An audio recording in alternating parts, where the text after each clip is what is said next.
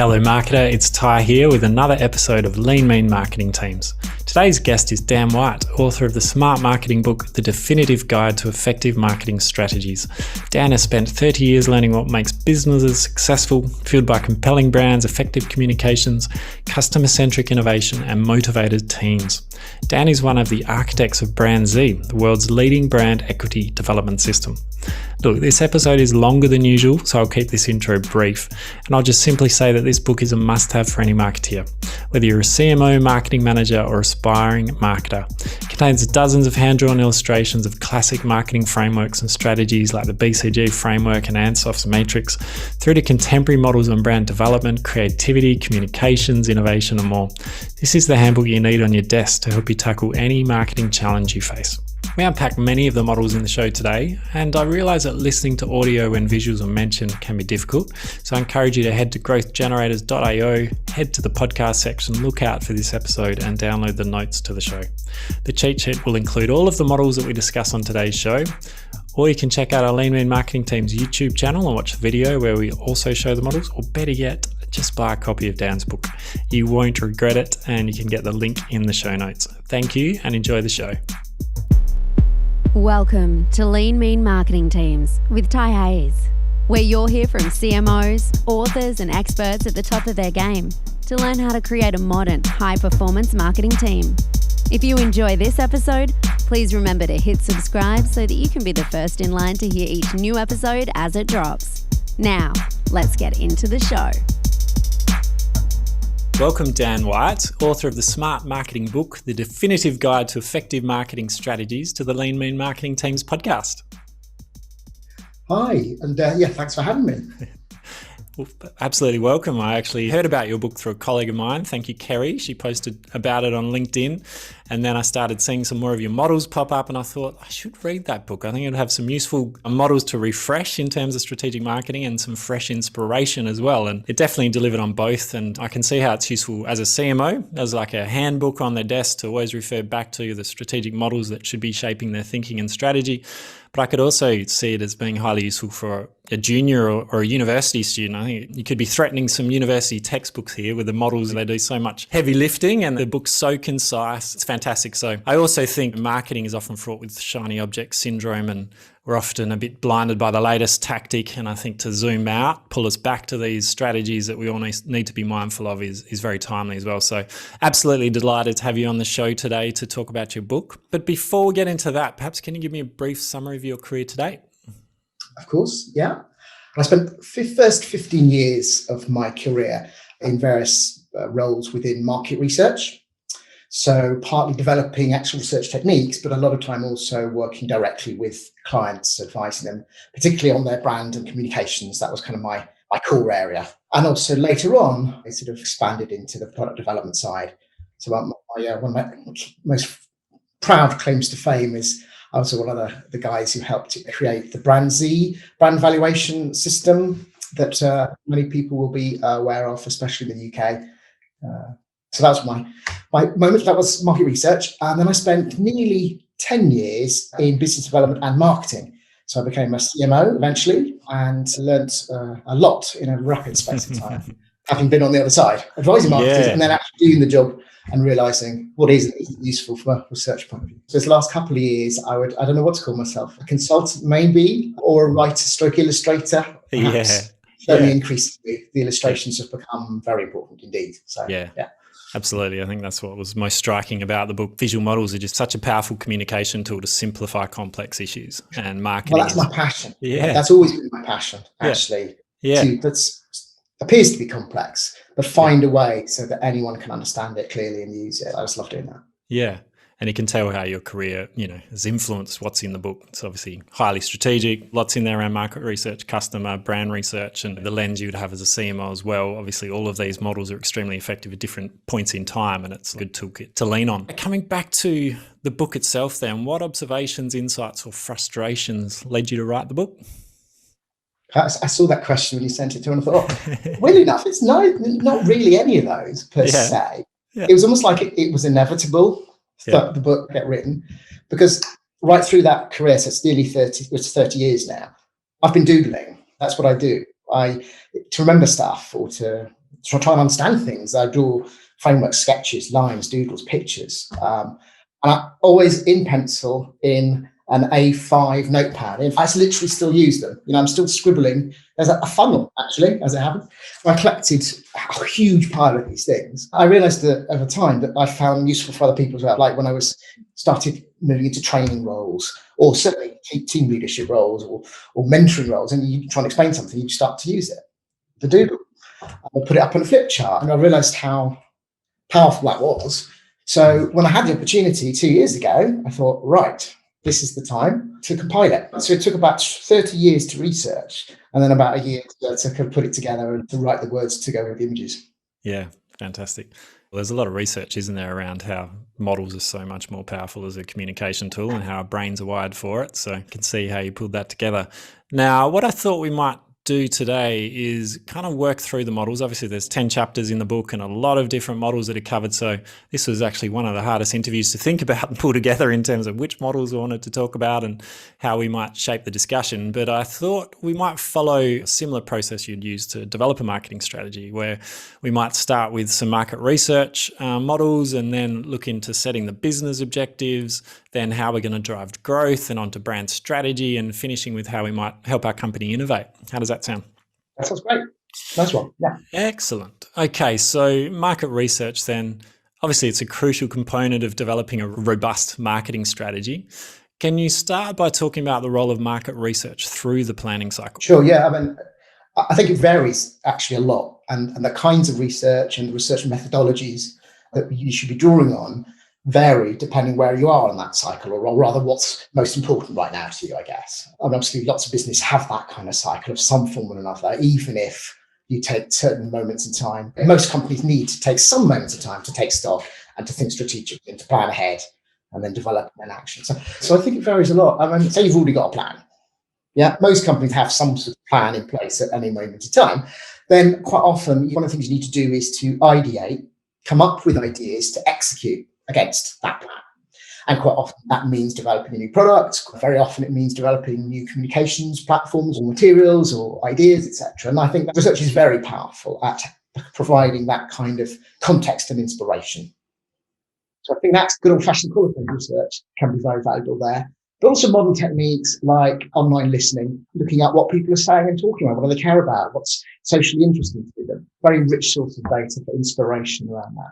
And then after that comes the bit where you have a prototype, an early stage innovation, a minimal viable product, as you talk about in the agile world. You've got an idea for that, or a rough ad. But then you move on to the testing phase. So then what you're trying to do basically is check whether the content is strong, has potential, and to optimize it. It's about making it strong as it possibly can be by getting feedback. And then after that, you're then in market, you're activating your strategy, you're launching your product, you're deploying your advertising and communication, etc. And that's where it's more about measurement, really. It's about checking it's doing what it's supposed to do, course correction. So you get the full feedback. And again, that tends to be much more heavily quantitative, and all sorts of data sources you can use to inform whether things are working in market, especially these days, where so much digital data can bombard you actually with almost too much data. So it's about managing that and using that to course correct and again optimize and learn as things evolve and change. And then I guess the final part is then measuring at the end, trying to estimate or quantify the return on investment, what's worked, what hasn't worked, and then that feeds back into your strategic. I think that stage you need quite heavy analytics. So you might already have some of the data you need, or all the data you need probably. It's more the boffins, the analysis, the stats to help. Yeah. Fantastic. I think that's all summarized in a neat model in your book, which has, inform and inspire, test and improve, and prove and predict. When I kind of looked at that, I thought that it's kind of the maturity curve for a decent data insights team, isn't it? The ambition is to get to that proven prediction, but you got to start somewhere. And often, depending on that maturity, if you're just setting up a team, it's okay, what data do we have? What insights do we have? What do we need? How do we compile this? How do we make sense of our current state? Exactly. I agree. Yeah, you start there. But then as you build up, your end goal is how do we use the insights to predict, to change, to make decisions? So yeah, I thought that was useful. And I guess the other question I have related to it is, do you think equal attention is given to all three stages? So inform and inspire, test and improve, prove and predict? Or do you think it varies by industry or maturity of the organization as well? I think it varies hugely by category or tradition in that category, or just what the CMO has done previously, the stuff they know and trust or are more familiar with, etc. So I can't really think of that many organizations I've come across that do all of this routinely and well. And also, I think there's a big movement at the moment to do the measure. I mean, not surprisingly, given the abundance of data that people have got now. But I think that is seen, research has become that more the analysis of existing data sources. And I see a lot less of inspiration side of things, consumer understanding research that can give you that understanding and insight, basically, that helps you make better decisions and create better products and advertising in the first place. An A/B test can only tell you which of the A and B is the best. It can't tell you whether it could have been a C that's 10 times better than either A or B. It's in decline quite rapidly, that kind of earlier input from consumers. Yeah, excellent. Okay, and there was another model in there that's like using data and insights to increase sales and reduce costs. And obviously marketers have more data at their fingertips than ever before. It's enabled sophisticated marketers to use this to increase sales or decrease costs. And I thought that model was just a neat way to think about different ways you can use data and insights, both on the sales and cost side. Do you want to talk briefly about that model? Yeah, I'm glad you like that one, actually. Because the reason I wanted to create something like this was to really bring home, actually, what research can do. Obviously, I'm a big fan of research. I've done so much of it in my career. I've seen how powerful it can be. But just to understand, it does all these things. And sometimes you don't realize the commercial benefit of something. If research can stop you doing something really bad or wrong, or something that will never take off, it can. Again, it has all these sort of different benefits, both on the sales side and the cost side. So, for example, I'll talk you through it. So, in terms of increasing sales, I've picked out two benefits of research. And one is to increase competitive appeal. Right? In other words, research, we just talked about actually, that helps you understand what consumers will love and appreciate and value, most importantly, prepared to pay or happy to pay or buy. And that could be communications or the product itself. And then optimizing the marketing mix is about another way of increasing sales by knowing for your brand in this circumstance, in this category, which marketing lever is going to give you the best return. How can you maximize sales of what you've got, etc. And on the cost side, a lot of this is the hidden bit. So, for example, if you use research to understand products and features, say you're developing new products, which features are not going to be relevant, you've already reduced costs by not wasting your money developing or continuing to develop those ones. So the insight has saved you money that hasn't been spent yet, obviously. And then the other two, I think, are more about optimization. It's about reducing the cost of sale. So in other words, by making sure you're using the right sales channels, the most effective sales channels, given the circumstances. And then on the media side as well, as in what are the most cost-effective media. So media research, I think, can be very valuable, identifying the media channels that are working for you or really aren't. So I quite like this. This would be my diagram I would use to pitch in an insights function to a new company. So we don't have one. So where to start. In fact, I have got a bit of a plug here. I do actually have a workshop, which is to do that, which is based around this framework, literally, to establish an insights function. Well, I think a lot of CMOs are grappling with that, and having this model and a workshop to help with that would be highly useful. So fantastic. And obviously brand research and tracking is usually a significant and fundamental piece of market research. And again, I loved one of the models in there. And I'll point out, and I made this comment earlier as well, but we will have these models available in the notes so you can download. And if you are a fan of YouTube, they'll be on there as well. So you can enhance your audio experience by downloading those notes or looking at the YouTube video. This model has this share of consideration and share of market with these two different boxing gloves. Can you describe this to the audience and how they can use this to either manage their brands or react to competitors? Can you tell us about this model that talks about share of consideration versus share of market? Yeah, it's quite a straightforward analysis if you've got the right data, but a very, very powerful one. Two pieces of data put together, really. And one is obviously market share, just literally your share of sales, value or volume, doesn't really matter in your market. And then compare that with your share of consideration. Okay, so you would need some sort of data, research data, which is your level of consideration, a classic sort of 5-point consideration scale or whatever. It doesn't matter too much. or even just to sort of which would you consider, and what's your share of the endorsement on that compared with the other brands, the same set of brands that are in your market share. And the idea behind it is literally, if your share of consideration is higher than your share of market, this means you have a promising offer. You have something that is of interest to consumers. There's potential there for the brand, but it's not converted fully into the value share. And that usually signals that there's some other issue, not really related to consumer demand, that might be limiting realizing that potential. It could be, it's often distribution, to be honest. It's often accessibility of the product or visibility of some description. Or it could be that they're being enticed away by point of sale activity by competitors, etc. So the first thing I would do when I'm in a new market and looking at this data for the first time is to do a straightforward cross plot of one against the other. So you plot the brands in terms of the share of market versus their share of consideration. And you will almost always get some form of relationship between the two. The relationship is really, really strong. They all line up on the cross plot. It means that demand is everything. There aren't any barriers. It's about building demand in that category. And also where your brand is gives you an idea of what you might need to do, what the priority is. So your position on the map and the plot itself tells you both about the category and your situation in that category. Yeah. So I always think that's a great starting point. Yeah, useful. And I think Tesla was an example in there that obviously had a really high share of consideration and low share of market. To begin with, there was so much hype and demand they created, but they had limited capacity in supply and distribution, which outweighed it. But now, even in little old Perth, just down the road, there's a Tesla dealership opening up. So you can see them expanding globally and increasing that distribution to get that share of market now. Precisely. Yeah. And that brand had the biggest discrepancy I've ever seen in the BrandZ data, which I saw. In fact, I invested in shares in Tesla because of that. Well, I'm quite glad I did. In fact, I've got the little formula of that. Yeah. That's worked quite well, actually. Yeah, there have been certain brands I've picked out, but just where the difference is so big, you think, well, if they've got the money, the funding to build whatever it is, the scaling, the money to scale it, it's going to succeed. Yeah. And Netflix was another one many years ago that was way off the scale. So I thought that was a good one. Yeah. It's good to use it for futures. I like it. Yeah. Okay. Excellent. Okay. So we've covered some of the market research. Obviously, there's many other market research frameworks in the book, but might move on now to business objectives. So we all know that what gets measured matters and you get what you measure. And it's amazing the impact that I've setting the right outcomes for a team, getting that alignment around those outcomes and putting or objectives and the right key results in place can be incredibly powerful. And obviously for marketeers, we're often having to either request our budget or fight for our budget each year. And we've got different stakeholders, CFOs, operations, sales, customer service.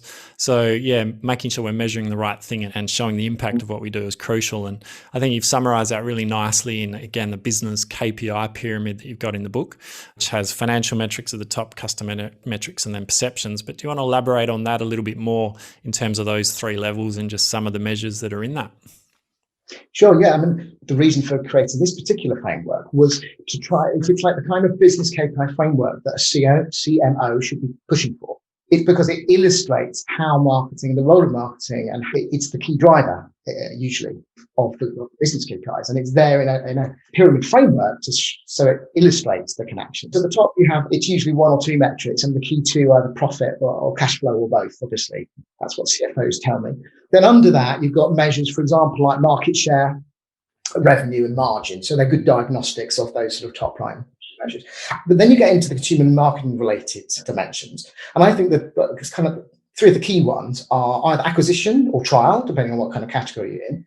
You've got your share of wallet, so the amount that they're spending on you compared with spending on other competitors. Yeah, and then either retention or repeat rate. Because obviously that's fundamental. We know that successful products are the ones that have a good repeat rate. They tend to be the ones that survive over time and produce profit, etc. And then finally, the bottom level is more about the kind of actual marketing impact that drives those consumer outcomes. So things like brand is absolutely fundamental. So I've got brand predisposition or brand equity right at the bottom, pushing up, and because we know how that can affect all of those.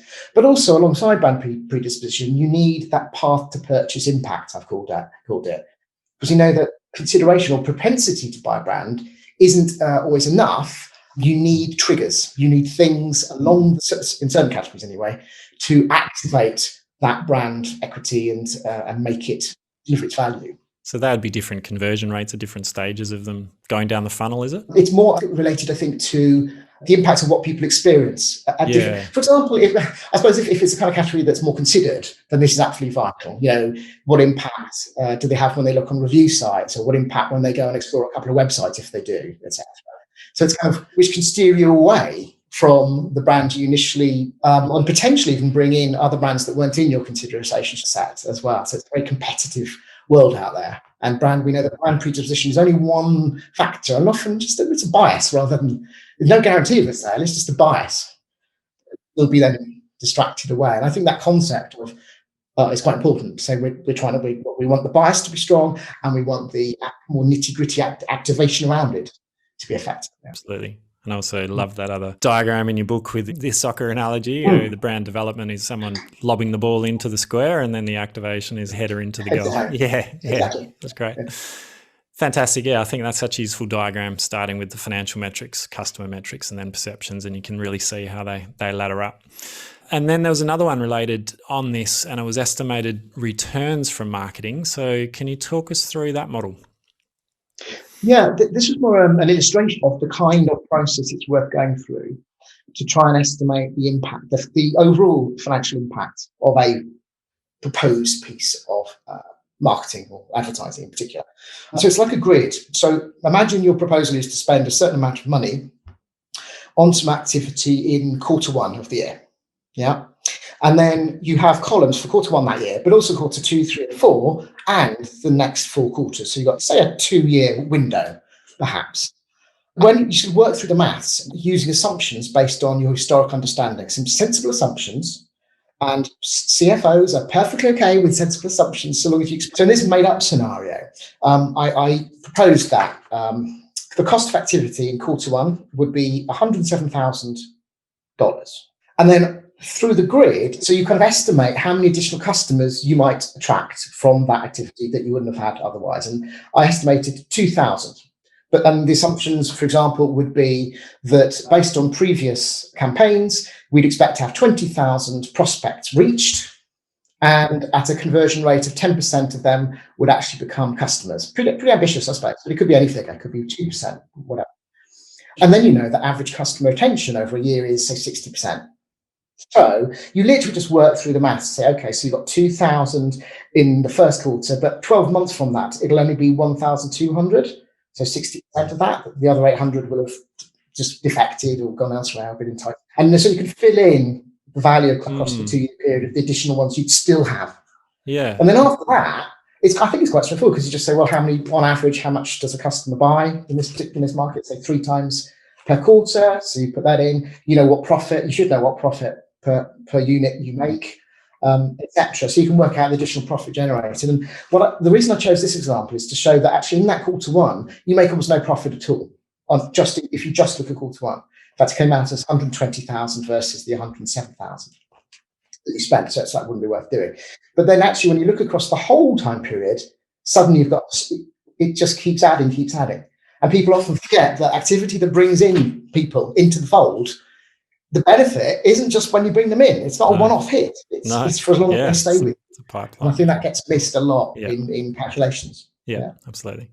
Yeah, what I loved about it is that looking at the short term and the long term, and some of the language just around the profit and the return on investment and the period there. And if you were a CM, it even calculates payback period. When do I get my money back?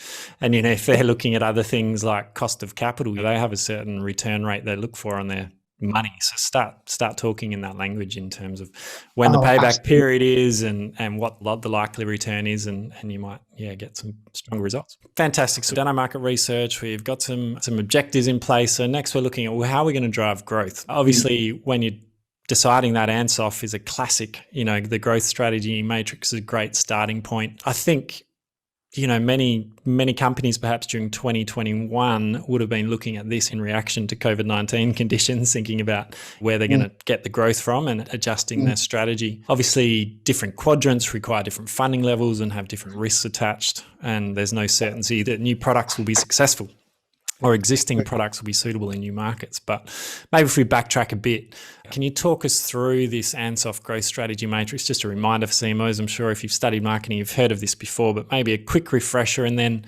maybe how you think CMOs may have used this during the last 12 to 18 months. In the COVID, yeah. Yeah. Yeah, I mean, it's one of the books got a combination of new original frameworks, but also a few of the kind of ones that stood the test of time. And I'd definitely say this is definitely one of them. Yeah. Still widely used, and I find it very, very helpful. The way the matrix works is it's got 4 quadrants, and effectively your decision is to whether or not to focus on your existing range of products or products in your existing market. And often that's geographical, as in we mean, your town or your country or whatever. And then you've got other options for growth. You can either grow simply by continuing to do that, to carry on more of the same. And that obviously depends on whether or not you've got much headroom for growth. I just read an article by Mark Ritson about thinking about Netflix and why they're putting the charges up in the UK and other places. And he kind of did some rough estimations and thought, well, actually, they've been so successful, their penetration is so very high, like 60-odd%, that they've not got a lot of headroom. Even though it is still a competitive market, they're not going to get to 100. So you have to start thinking differently.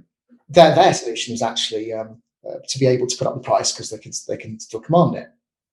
But the other options you've got, of course, are things like expanding into new geographies. And going back to I won't tell you my whole formula, certainly not the podcast, but for predicting shares that are going to do well, right? One of the things, obviously, it's not just about the brand. It's also to do with headroom, whether or not this concept is something that could travel into other countries or not. That's a big thing because that's a key growth for any. If you've got something that works in one geography, it could might not, but it could well work in another 80 or 90 countries if you're lucky. Got a lot of growth for a lot of years ahead of you when you get that all sorted. So that's called market development. And the other option is you stick to your current market, same sorts of consumers and geography, but you innovate and come up with new products, either premium versions of what you're currently doing, or more often actually other related products. The idea being, obviously, you've got a consumer base and a brand that people believe in. You can expand that way, which is called product development strategy.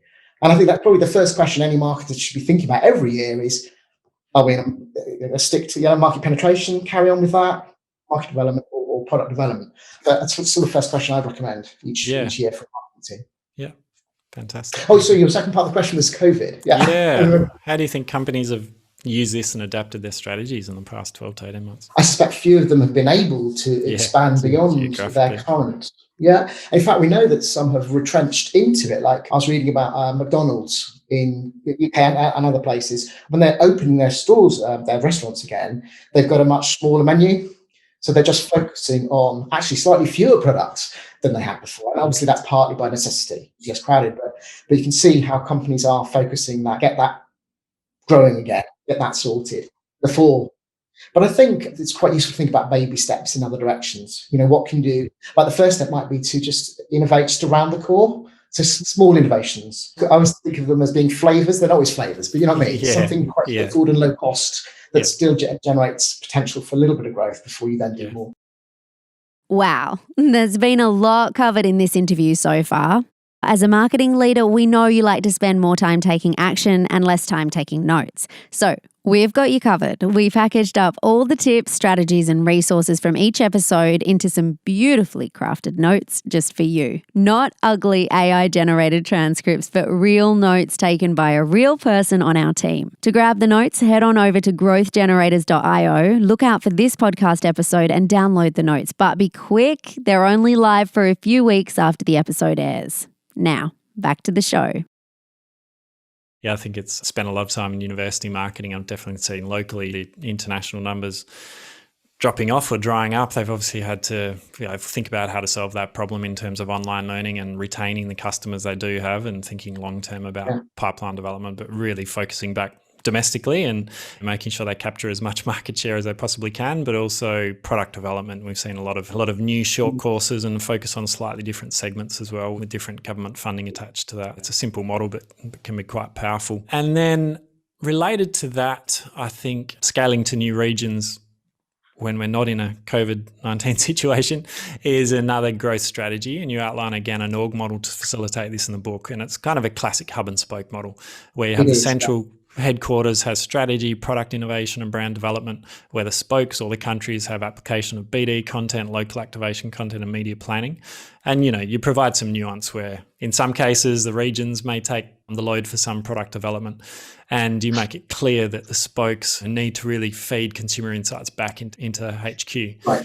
From my own experience, I guess I've seen this work in many different ways, both being in different teams, operating in hub and spoke models and managing teams in that environment, and also consulting. I've seen that work as well. But what do you think are some of the intricacies and challenges of getting this operating model right? So many companies have swung one way to being much more centralized and global HQs, to going much more localized, and they can put something between and keep, it's probably because there are challenges with any large multinational organization, and it's really hard. It's a whole subject in its own right. I grappled with this when I was working in a Canton region with 14 countries, let alone what it would be like with even more. There are some really big challenges. And from a brand point of view, it's kind of like, well, the only point in marketing the same brand across multiple countries if there are synergies. If the same proposition and similar or broadly similar products can be relevant in those markets, and also so the advertising you can create and develop more efficiently. Otherwise, effectively, you've got separate brands. There's no benefit. It's not any benefit to the shareholders, etc. So it's quite a trick. And then you've got huge amounts of inefficiency or efficiency, depending on so you've got downsides regardless and upsides regardless of what model you choose.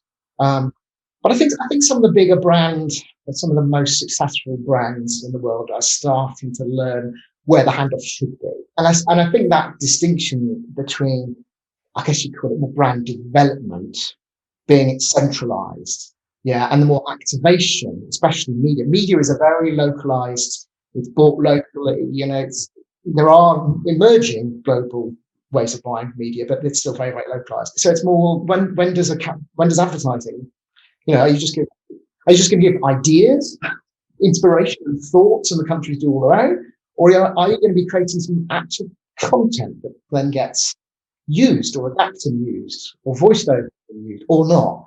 And I think each business kind of needs to learn. People use the phrase toolkit, don't they? Here's your campaign toolkit for the next 4 months or whatever. And here are the do's and here are the don'ts and here are some ideas. But a lot of it is still down to the local markets to then pick up and run.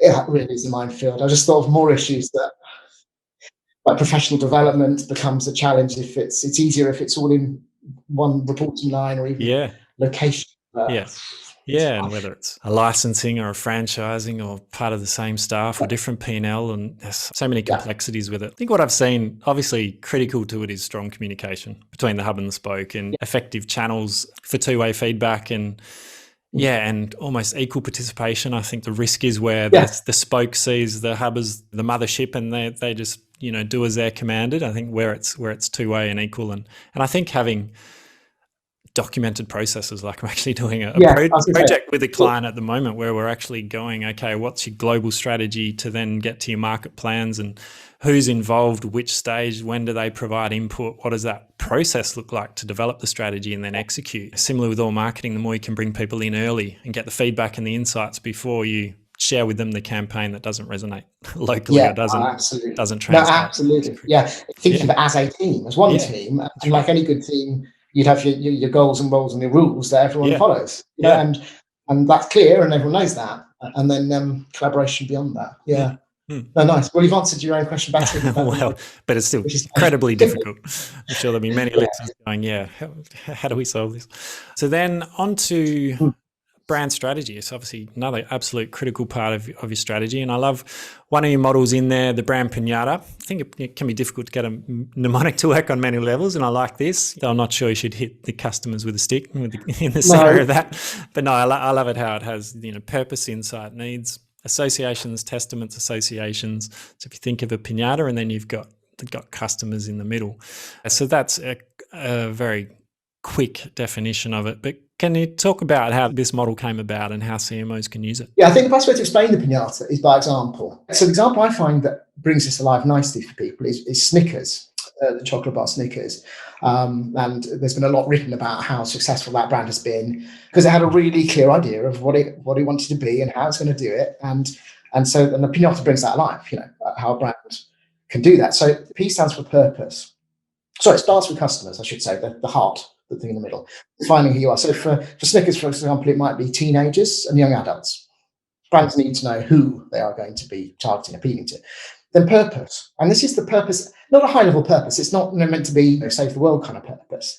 I just meant the purpose of the brand's products. Snickers is about filling you up when you're hungry. That's effectively the purpose they've decided that they're all about. Then the I is insight.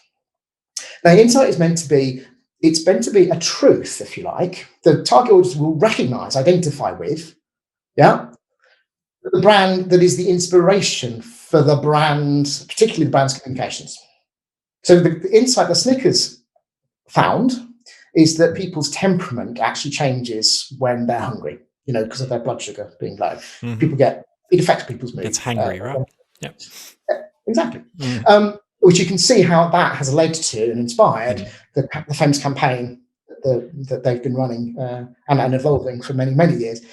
Then the needs is, Byron Sharp would call it category entry point. It's, for example, the needs for Snickers might be they want the brand to come to mind for a mid-morning snack, for example. They might want it to come to mind for a snack on the go, traveling. They might want it for the late night munchies for the young adults. There'd be a series of needs, things that you want to trigger the brand in people's memory. And then the other way around, when the brand does come to mind, the next one is associations. So what associations do you want to come to mind that would make the brand feel relevant in that context? And so for example, Snickers, it'd be satisfying, revitalizing, these kind of concepts, feeling tasty, those kind of things. And then the T, that is the most forced of the letters of the acronym.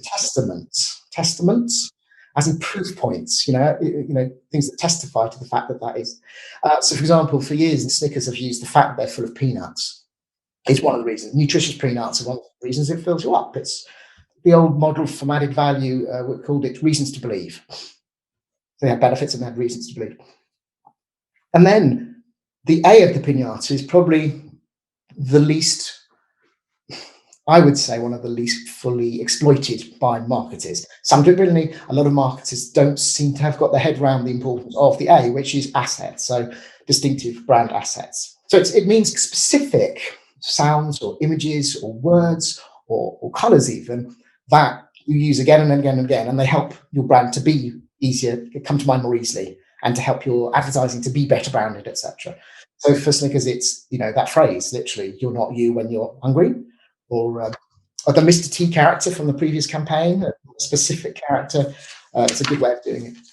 But the idea is, it is a checklist. It's like, are you clear about all of these things?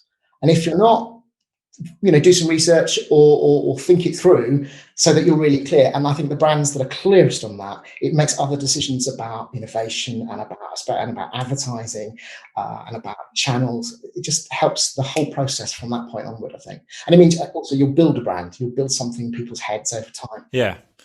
Fantastic. And I can see it being really useful to give a creative agency. You had a canvas on this with a very all simplified checklist against any comms that come out. Brilliant. Okay, so the next one then in the brand space is the BCG matrix. So again, another classic model, useful for determining where your brands and products are in their market growth rate and their market share on the different axes. And then that allows you to make portfolio decisions.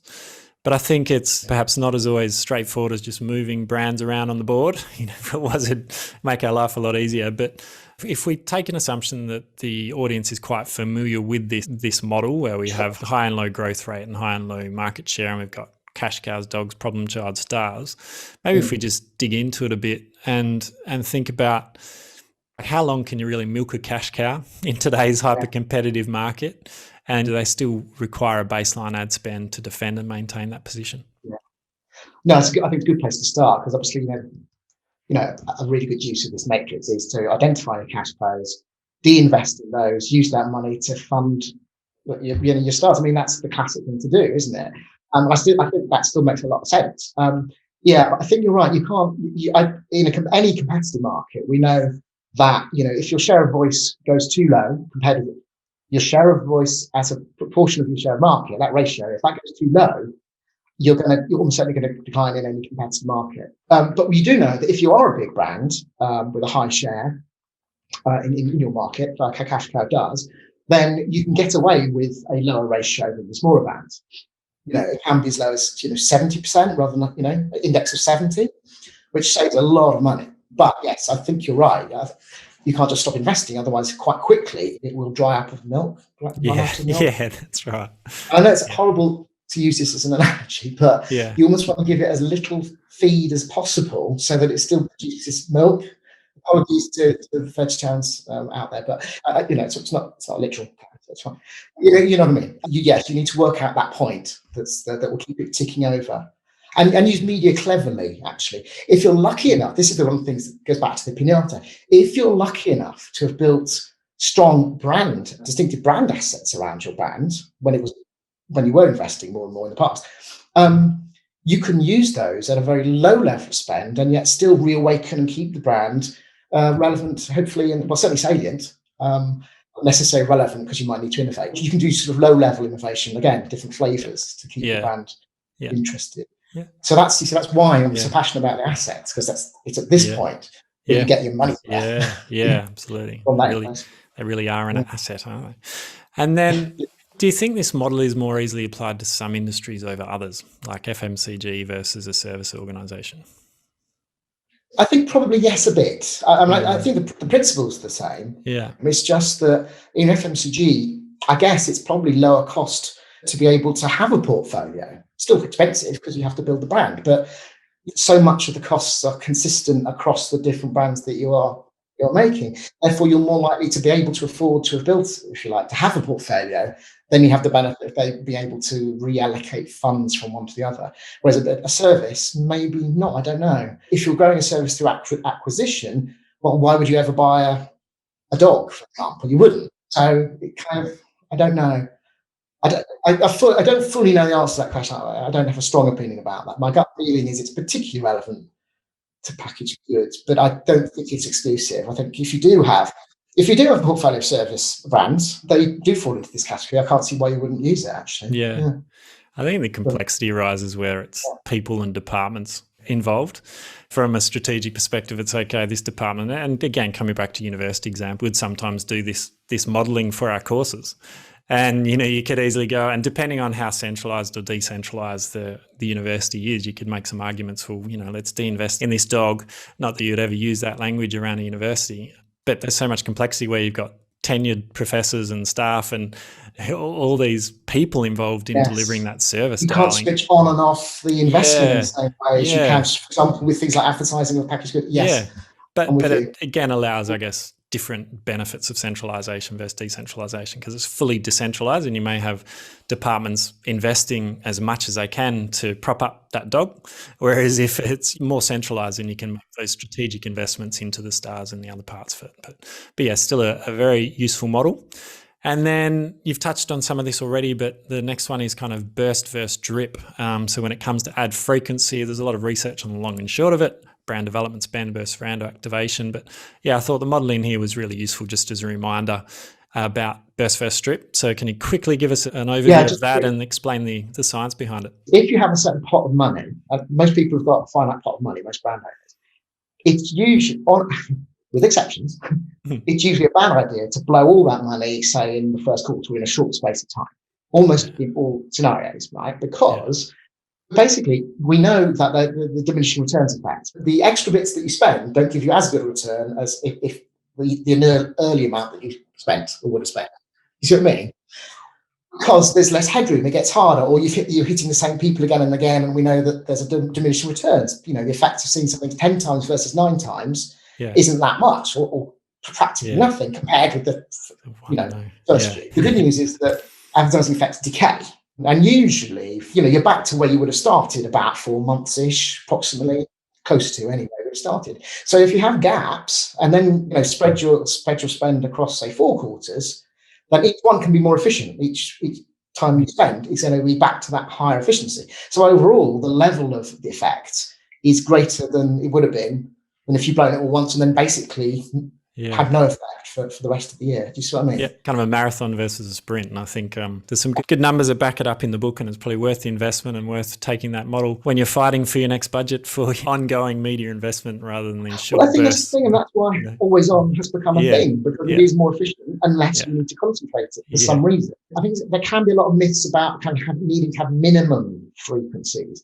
There isn't strong evidence for minimum frequencies. There really isn't. Yeah, there's very little evidence that you need several hits to warm up and start to respond to advertising. Only probably in real exceptions, like brand new brands that people are suspicious of. I think on balance, you're probably better off assuming it's going to diminish, Yeah. Very good. Okay, well, I might shift gears now into the last section of the interview and look at innovation. So I think I've got the belief that I think marketing teams are perfectly positioned to help their companies innovate. They've got the insights into the customer. They've got deep understanding of the products. They've usually got access to the right resources in terms of diversity of talent. And if they've got the right relationships across the business, they should be helping the business grow either through product innovation, service innovation, or even just innovating in how they market. I liked some of your models in here. I think the different approaches to innovation was a useful one. You've got the 3 Venn diagrams. Do you want to quickly talk to the audience about that one? Sure, yeah. This is to make the point that you can innovate in quite different sorts of ways. Obviously, using technology to innovate is always going to be important, but it's not the only way. So I thought there is actually one model of just innovating through sheer creativity. So I've called it a design, originality, and creativity. It's like repeatedly coming up with very attractive products time and time again. You know, you do need the talent. You need to have the talent and be able to attract the talent to do this. But if you can, I think Pixar is famous for doing this. Well, Apple, I don't think has ever really been a true innovator, and as in the first mover or anything. It's often been the early ones do it really well. Yeah, fast follower. Yeah, exactly. But does it with incredible creativity and design that makes it very compelling. So that's one route. Then another route is actually just leveraging technology when it's ripe to be leveraged, and if it makes your service and your product better. So both Nike and Adidas have both been successful through using technology in the materials and the construction. Domino's is a good example, and Starbucks, who've been good at using mobile technology in particular to make their offer better, faster, more convenient, really, really good. So just using that tech. So that's another model, and I think most businesses need to do that. To be honest, a bit of that these days. I like raising the book around Domino's. Transforming from a pizza shop with an online offering to an e-commerce powerhouse that sells pizzas. Sells pizzas. Yeah, exactly. Because I think it's a mindset thing, and that really helped them and be more efficient as well. The third one, I think, is the more one that you obviously get. The famous examples, and they tend to be new entrants to a market who they're using new technology to make money in a different way, different business model itself, and they often do it quicker than incumbents, because incumbents would have to dismantle their business and become much, much smaller, probably, and potentially smaller and higher profit. Difficult thing to do, not fun either. So I'm talking about things like Airbnb and Uber and even Dell back in the day had a different model where they didn't actually have to make the computers before they sold them, which I thought was a bit of genius. So I think, it's nice to think of those 3 models. Also, I'm a good believer in inspiration. So if you can think, well, which do we want to be? Which could we be? Are we more credible as a design and creativity leader? Is that what our passion is? Or are we better at actually being the first to leverage the technology better? And is that where our passion is? Yeah. Quite useful. You really go for it. Yeah, absolutely. Yeah, like I say, useful for the marketing team to think about those 3 different approaches and the cross sections within them. And then I think important for marketing teams, you can't just say go and innovate. You kind of need to give them the right environment to do that. And it takes conditions and ingredients. So what are those 3 elements you need to generate great innovation ideas? Innovation, it doesn't happen, usually it doesn't happen if you're busy doing something else and they haven't got to. You need some time to focus on it, to think about it, and more importantly, you need a bit of creativity, and you need a bit of input and ideas to get you thinking. So I just got this idea that, we say twice a year or even once a year, depending on your category, actually take time and space. So space, create a full day, if you can, with the right set of people, in a creative environment, a bright space, lots of colour, outdoor places to be, etc., etc. And then you've got sympathy, which is immersing yourself in your customers, remembering what they care about, what they're like, what their concerns are around the category you operate in. So you have that natural sympathy. You'll have a good instinct, at least, as to whether you're going down a potentially fruitful innovation path or not. You have that instinctive understanding. And like you say, marketers and salespeople, but marketers in particular are particularly good at that, well placed at that. And then the third thing is Spark. And I've actually got another spin-off framework, but I won't talk about that one as well. But a way to, a way to bring in ideas and innovative ways of doing things across the whole mix, really, from other countries or categories or interesting sectors that often have application beyond that sector, and to that from some of that to be the inspiration and spark that if you catch the ears, well, what could we do here? Because often, creativity is just bringing together two things and connecting for the first time in a new configuration around your brand, ideally. Yeah. I find that really powerful. Yeah. Really worthwhile. Yeah, absolutely. Meshing of ideas. Cool. Yeah, well, I love that. I think it's simple but so true. And again, through my career trying to get teams to innovate, I found you need to definitely have all those elements. And we've run mini design sprints with target customers, prospective customers, existing customers, agency partners, and you mash them all together, give them a challenge or a problem to be solved, and they all go away in this really rapid testing phase to come up with ideas, test them with customers, develop and then pitch back these ideas and that you then fund and give them the time and space to do it. But it shows what can be done in a short space of time where cross-functional teams come together. I think it's much more efficient to do it in a way like that, in a concentrated where you're deliberately trying to do it and you've got the right conditions for it. You can do a lot quickly, like you said. I agree. Yeah, totally. Fantastic. And the last one on innovation before we get to the fast five, you've got the traditional kind of waterfall versus agile development. So instead of discover, design, develop, test, launch being one linear process, we've got these loops where we do that quickly.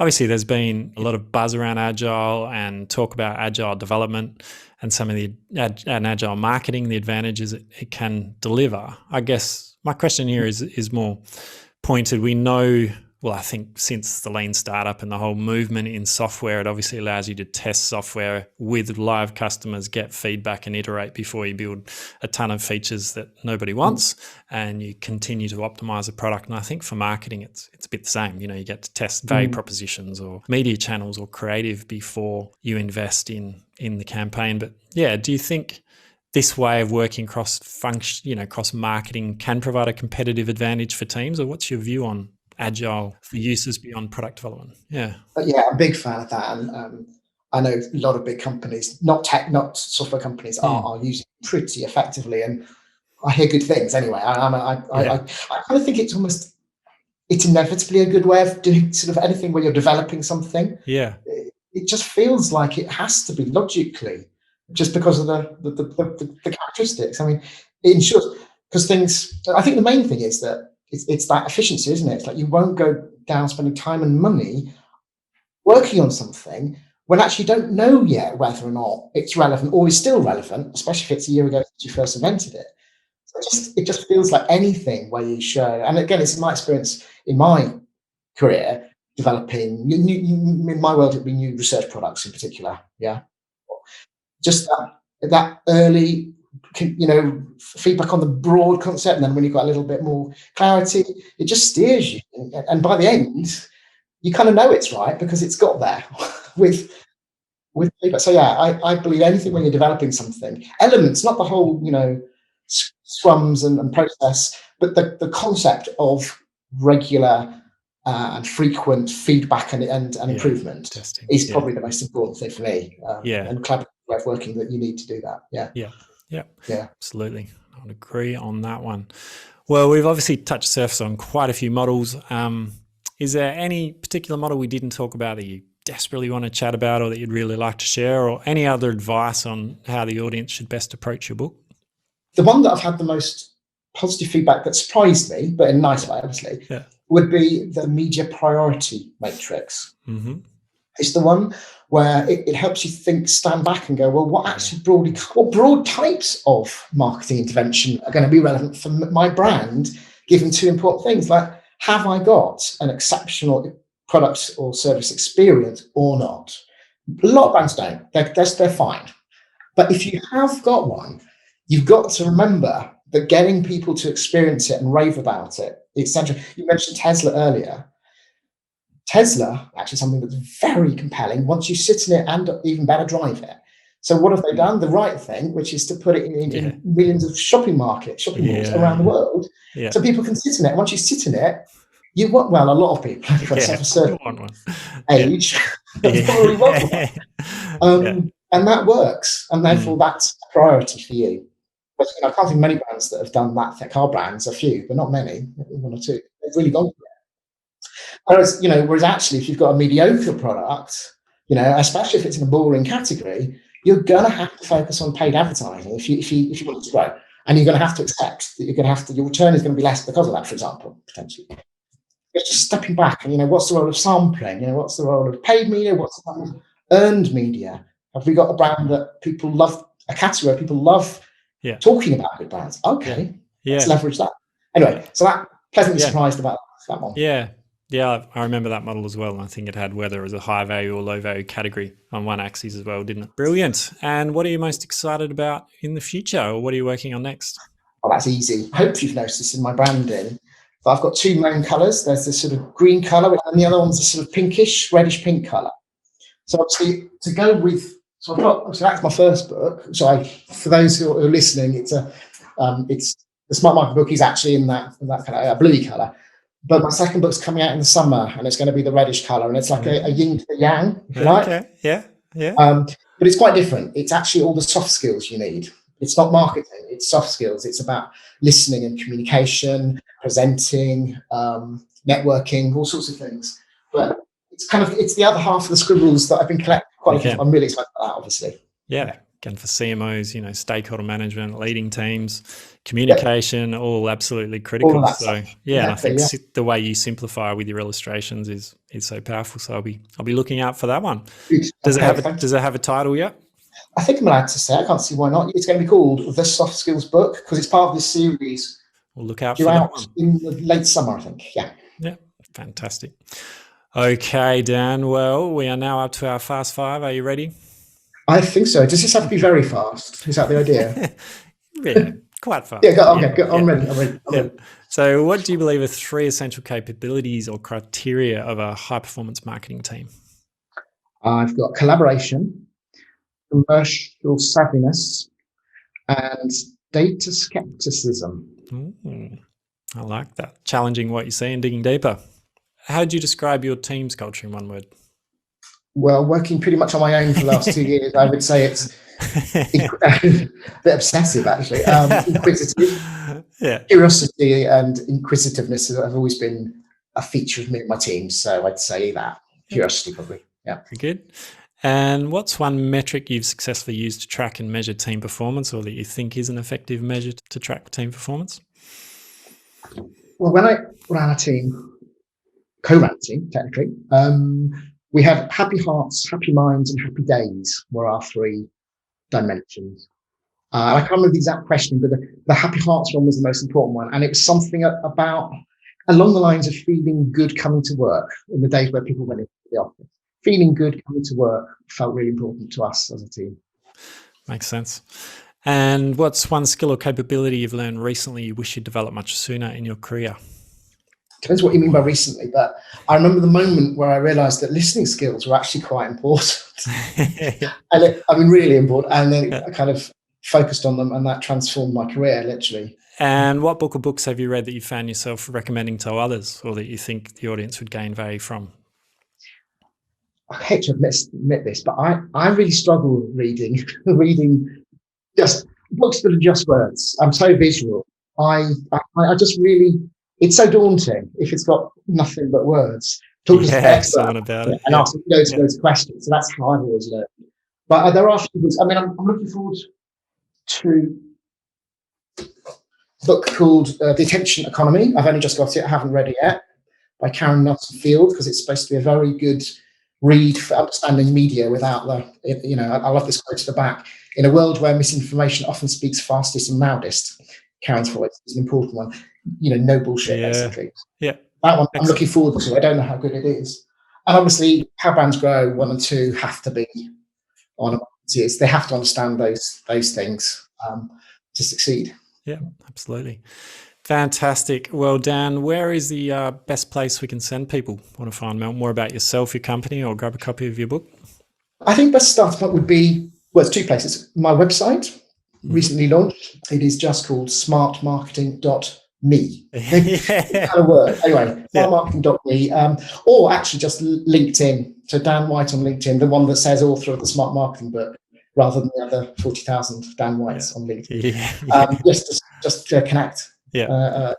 And I'll be happy to respond. Well, Dan, thank you so much for coming on the show today. We've covered a lot of territory. We started with how we should start our planning process with some market research, how we should then set the right business objectives and use the right metrics onto the different models we can use to drive growth. Obviously, critical to that is how we get the right brand strategy, how we can measure that and continue to optimize that. And lastly, how our company can innovate. So I think there's been a lot of fantastic content for the audience to take away with them today. And once again, they can, look for the notes to get this and definitely buy the book for the models. So thank you once again, Dan. You're very welcome. Thanks for having me. Thanks so much for listening to Lean Mean Marketing Teams with Ty Hayes. This podcast is brought to you by Growth Generators, a consulting firm that helps CMOs design and build modern marketing teams that drive growth. If you need help optimizing your marketing team, head to growthgenerators.io.